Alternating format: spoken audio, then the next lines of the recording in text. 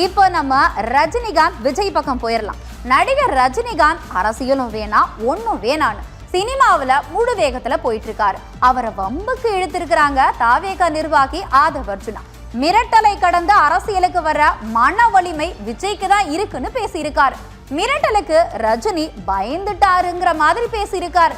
இருக்கிற இடத்த தூக்கி பேசலாம், அதுக்காக என்ன பேசுறதுன்றது இருக்குல்ல. இன்னைக்கு தமிழ்நாட்டில் எத்தனையோ தலைவர் இருக்காங்க, ஏன் அவர் மீது விமர்சனம்? நான் ஓப்பனாக உங்ககிட்ட பதிவு பண்ணுறேன், மக்கள்கிட்டே பதிவு பண்ணுறேன், முக்கியமாக சோசியல் மீடியா வாரியர்ஸ்கிட்ட பதிவு பண்ணுறேன்.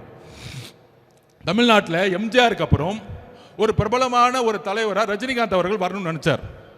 அரசியலுக்கு வந்து சிஸ்டத்தை மாற்றணும் எல்லாம் பண்ணணும்னு நினச்சார்.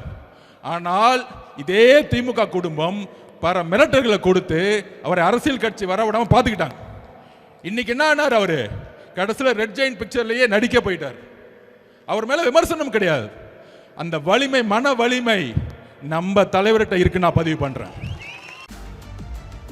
இப்படி தாவேகாக்காரங்க ஒரு சூப்பர் ஸ்டாரை கலாச்சா அவங்களுடைய ரசிகர்கள் சும்மா இருப்பாங்களா?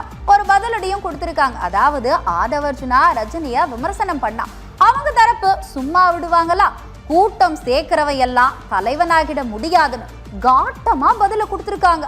கொரோனா தொற்றாலதான் ரஜினி அரசியல்லேருந்தே விலகினார்னு ரஜினி ரசிகர் மன்ற நிர்வாகி ரவி சொல்லியிருக்காரு.